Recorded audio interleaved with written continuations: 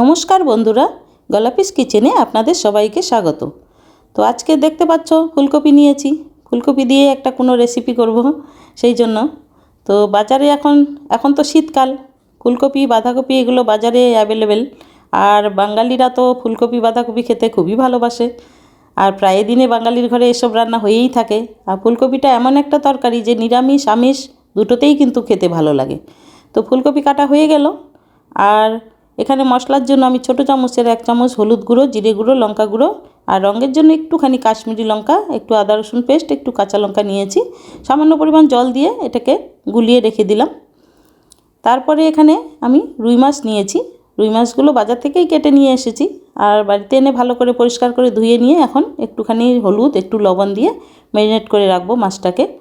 তো মাছ দিয়ে ফুলকপি খেতে তো ভালোই লাগে। তো মাছ ভাজার জন্য এখানে কড়াই বসিয়ে দিয়েছি, আর সামান্য পরিমাণ তেল দিলাম। দিয়ে মাছগুলো এখন উল্টাপাল্টা করে লাল করে ভেজে তুলব। তো মাছ ভাজা হয়ে গেছে।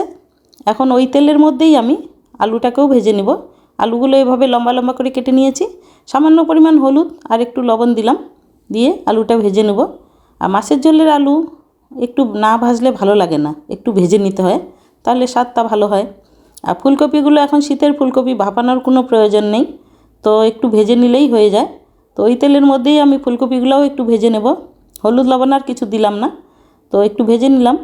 তো ওই কড়াইতেই আবার সামান্য আরও তেল দিলাম, দিয়ে একটুখানি জিরে, একটা শুকনো লঙ্কা, একটা তেজপাতা ফোড়নে দিলাম। দিয়ে একটু একটা পেঁয়াজ আমি মিডিয়াম সাইজের বেটে রেখেছিলাম, পেঁয়াজ বাটাটাও দিয়ে দিলাম। দিয়ে যে মশলাটা আমি গুলিয়ে রেখেছিলাম ওই মশলাটা ঢেলে দিলাম। তো মশলাটা একটু নাড়াচাড়া করার পরে সামান্য পরিমাণে একটু জল দিব, 1 চামচের মতো জল দিয়ে একটু ঢেকে দেব, যাতে মশলাটা ভালোভাবে কষে যায়।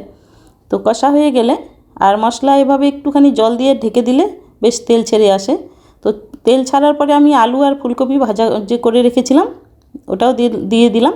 দেওয়ার পরে সামান্য এখানে লবণ দিলাম, কেন কি আলু ভাজার সময় আমি লবণ দিয়েছি, তো স্বাদানুসার এখানে বুঝে সুঝে লবণটা দিতে হবে। দিয়ে এখানে গরম জল 2 বাটি দিলাম। তো দেওয়ার পরে ঝোলটা ফুটে উঠেছে। ফুটে ওঠার পরে আমি মাছগুলোও দিলাম, দিয়ে ঢেকে দিলাম। তো 2 মিনিট পরে ঢাকাটা খুলে দেখো এখানে ধনেপাতা কুচি, আর শীত মানেই তো ধনেপাতা, তো ধনেপাতা কুচি দিয়ে ঝোলটা তুলে নিলাম। তো হয়ে গেল রুই মাছ দিয়ে ফুলকপির ঝোল।